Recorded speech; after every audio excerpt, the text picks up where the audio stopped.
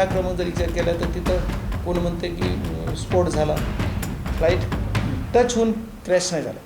नाही, त्याच्यात मला जेवढं कळतं आहे, ठीक आहे, तुम्हाला क्रॉस झालं, टिल्ड झालं, ठीक आहे, पण जमिनीला टच व्हायच्या अगोदरच ब्लास्ट झाला. कारण ब्लास्टमध्ये सुद्धा इंजिनचा जो फ्रंट पार्ट आहे तिथले लोक उडलेत बाहेर आणि त्याच्यानंतर जमिनीवर टच होऊन स्फोट झाला, त्याच्यानंतर दुसरा स्फोट दिसतो. म्हणजे मग ही घटना काय असू शकते? त्याच्यावर संशय नाही का त्याच्यात बॉम्ब होता का, इंजिन असं ब्लास्ट झालं, खाली न टच होता? नाही, आता हे बघा, ह्या तपासाबाबतीत, ह्या घटनेबाबतीत वेगळे निष्कर्ष येतात, निष्कर्ष काढतात वेगळे लोक, वेगळे विषय आहेत. मी खासदार म्हणून, मी अजितदादांचा एक सच्चा कार्यकर्ता म्हणूनही, त्यांचा एक शिष्य म्हणूनही माझी एकच मागणी असेल, याचा तपास झाला पाहिजे. आणि ह्याचा कट रचला का, काय केलं का, ह्याच्यावर भाष्य मी आज नाही करणार. हे विषय वेगळे होतील, कोण कधी काय बोलायचे ते आता 13 तारखेच्या, हे 13 दिवसाच्या नंतर, म्हणजे सोमवारच्या नंतर रोहितदादांनी पण डिक्लेअर केले, ते बोलणार आहे त्या विषयात, ती बोलतील. पण मला जे तुम्ही प्रश्न विचारला त्याच्या अनुषंगाने जर विचार करायचा झाला तर कोण काय बोललं ह्याच्यापेक्षा त्याचा तपास झाला पाहिजे.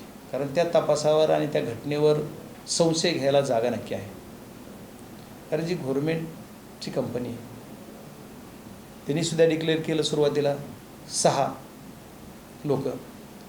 मग ती दादा घरी येऊन किती वाजता निघाले, देवगिरीहून एअरपोर्टला कधी पोहोचले, एअरपोर्टवरून म्हणजे घरी येऊन निघालेला CCTV फुटेज असला पाहिजे. दादा कुठल्या गाडीने आले, कोणचा ड्रायव्हर होता, त्याच्यानंतर ते फ्लाईटमध्ये कधी बसले, फ्लाईटमध्ये बसतानाचा एअरपोर्टला सगळे CCTV आहेत. एअरपोर्टला एंट्री केल्यापासून त्याच्या गेटला वर फ्लाईटमध्ये चढेपर्यंतचे CCTV फुटेज समोर आले पाहिजे. आणि मग जो काय तुमचा पायलटच्या बाबतीत बोललं जातं आहे, ते एक ह्याची मिसेस जी आहे, पत्नी त्यांची, त्याने डिक्लेअर केलं की माझा पती जिवंत आहे. असू देत काय, हा दुसराच आहे असं बोलले ना त्याने. मग हे सगळं जर मीडियाला एवढं येतं आहे तर मग त्याचे 6 लोक कोण होते आणि 5च बॉडी सापडल्या कशा? एक प्रश्न सर्व समाजाला आहे, म्हणजे सर्व देशालाच आहे ना हा प्रश्न. तर ह्या सर्व गोष्टी, तर ह्याचं पण उत्तर मिळालं पाहिजे. दादांची सकाळी उठल्यापासूनची जी प्रक्रिया झाली, दादांची जी मोमेंट झाली, ती मोमेंट सगळी आली पाहिजे. मग ही मोमेंट नाही. आता ह्या सर्व घटनाक्रम जर विचार केला तर तिथं कोण म्हणते की स्फोट झाला. तुम्ही जरी 9 ते 8:46चं जे फुटेज दिसतं आहे, जी मी बघितलं, हे मी बघ, त्या फुटेजमध्ये काय दिसते बघा तुम्ही, काय दिसते? फ्लाईट टच होऊन क्रॅश नाही झाला.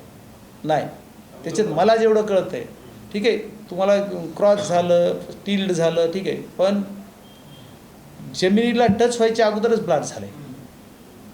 कारण ब्लास्टमध्ये सुद्धा इंजिनचा जो फ्रंट पार्ट आहे तिथले लोक उडलेत बाहेर आणि त्याच्यानंतर जमिनीवर टच होऊन स्फोट झाला, त्याच्यानंतर दुसरा स्फोट दिसतो. म्हणजे मग ही घटना काय असू शकते? त्याच्यावर संशय नाही का त्याच्यात बॉम्ब होता का, इंजिन असं ब्लास्ट झालं, खाली न टच होता? म्हणजे मी काय टेक्निकली माणूस नाही एवढा, पण मला जे स्वप्न पडलंच नाही, ती मला जे दिसतंय, तुमचा जी प्रथमदर्शी जे दिसतंय डोळ्याला ते बघतो. आता त्याचा ती बॉक्स सापडला आहे, त्याच्यावर काय होईल, मध्ये काय चर्चा झाली, काय बोलले पायलट, काय बोलले, खूप म्हणजे कोण दोन्ही पायलट काय बोलले, सगळे ते हे तर जीव तर गेला. बरं, ती जीव दादांचा गेला, मग दादांचा तर आहेच आपल्याला सर्वांना दुःख, पण ज्यांचं आहे बाकीचे दुसरे बी गेले त्यांचं दुःख आहेच ना आपल्याला, असं नाही. त्यांचे शेवट फॅमिली, त्यांचं घर, त्याचं आहे, बॉडीगार्ड होता. मग ही तुम्ही कसे आले, ह्यांना कुणी कशी परवानगी दिली, काय झाली? आता एवढा VIP मुवमेंट आहे, एवढा महाराष्ट्राचा टॉपमोस्ट लीडर आहे, आणि यांचे जर हिचे विमानात काय बिघाड होता का, त्याच्यात पायलट कसा बदलला, कोणचा पायलट आला, त्याचं पूर्ण रेकॉर्ड आहे ना, ते देतील, लवकरात लवकर यायला पाहिजे, येईल बाहेर.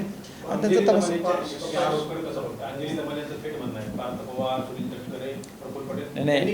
हे बघा, मी काय म्हणतो, ह्याचा तपास झाला पाहिजे, सर्व गोष्टीची चौकशी झाली पाहिजे, ते सर्व गोष्टी बाहेर आल्या पाहिजे. जे प्रश्न तुम्ही विचारताय, जे मला तुमच्या मनाला प्रश्न पडला आहे की खरोखरच तो बदलला होता का, कोण होता पायलट, तोच ड्रिंकवाला जो सस्पेंड केलेला तोच होता का जी होता तो दुसरीकडे राहिला आणि तिसराच आला होता.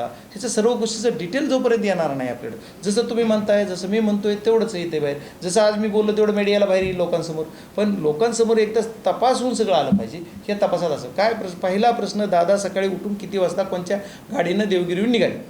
मुंबईत होते फायनल आहे, तिथून निघाले, एअरपोर्टला आले, कसे आले, कुठून आले, ज्या सिग्नल जिथून आले, जेवढ्या सिग्नलहून ज्या यायचे तिथल्या CCTV रेकॉर्ड होते.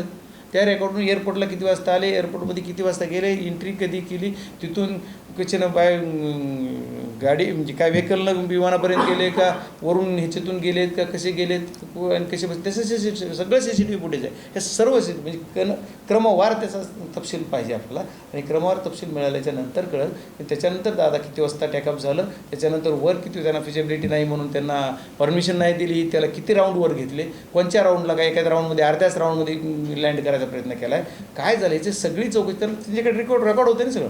मग तीच रेकॉर्ड झालेलं असेल त्याच्यानुसार हे सगळं बाहेर आलं पाहिजे. प्राथमिकदर्शीच आलं पाहिजे, प्राथमिकच एकदा बाहेर आलं पाहिजे. आणि त्याच्यानंतर पुन्हा काय तुम्हाला जी सार्वजनिक करायला अडचण आली तर सार्वजनिक करताना सगळं पूर्ण कंप्लीट करून सार्वजनिक करू देत. पण अगोदर तरी कमीत कमी जेवढं प्राथमिकदर्शी सांगता येतं ते काय पब्लिक डॉक्युमेंट आहे, त्याला काय अडचण नाही. मी जी बघतोय ती स्पष्ट बोलतोय आणि स्पष्ट सांगतोय.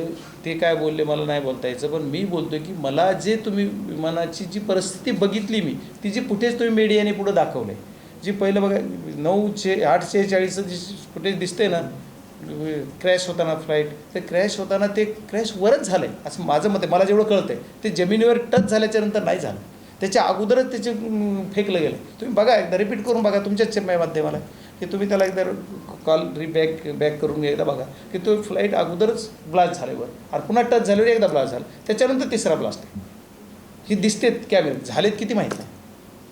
मग ब्लास्ट झालं, मग आता वर विमान कसं ब्लास्ट होतंय, का झालं, त्याचं बी काही रिझन असू शकते. मला कसं सांगते वरच कसं ब्लास्ट झालं. आता ही विमान येतोय, इथं टच व्हायच्या अगोदरच ब्लास्ट झाला, खाली टच झालं दुसरं झालं. आणि तिथं काही लोक तर एक जण आणि ते बाईट पण तिथल्या गावकर माझी सरपंचानं काहीतरी दिलेली की कुणीतरी आम्हाला वाटलं 1 सेकंद माणूस असले असेल ना त्यावेळेस. पहिला दुसरा ब्लास्ट होऊस तर माणूस तो पुढचे कट होऊन गेलं ना, पुढचा भाग जो कट झाला विमानाचा ते बाजूला फेकला गेला आणि मागचा जो भाग राहिला ते हीच असणार ना दोघं. विमानामध्ये बसायची सिस्टीम कशी असते, पायलट पुढं, त्याच्यानंतर सेंटरमध्ये पायलटच्या त्याच्या तिथं आपलं तुमची ती मुलगी असेल माळी, हां, आणि त्याच्यात पाठीमागं दादा असणार आणि तो गार्ड त्यांचा मागं. ती बसायची सिस्टीमच अशी असते. मग ते 2 माणसं मागं होते, किंबहुना ते दादा तीच असू शकतात. मग तिथं जर मदत झाली असते ते वाचले असते, आपल्याला राहिले असते. आता ठीक आहे, त्याच्यावर आज त्याच्यावर काय बोलून हे नाही ना. धनंजय मुंडे लवकरच मंत्री होतील अशी चर्चा आहे.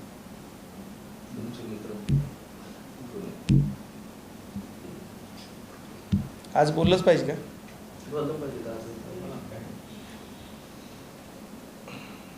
मी मागे सांगितलेलं दादा असताना की सकाळचं पडलेलं स्वप्न असं सांगितलेलं. आज ह्या विषयावर बोलताना एवढंच सांगेल की तुम्ही लई घाई करू नका, जरा दामानं.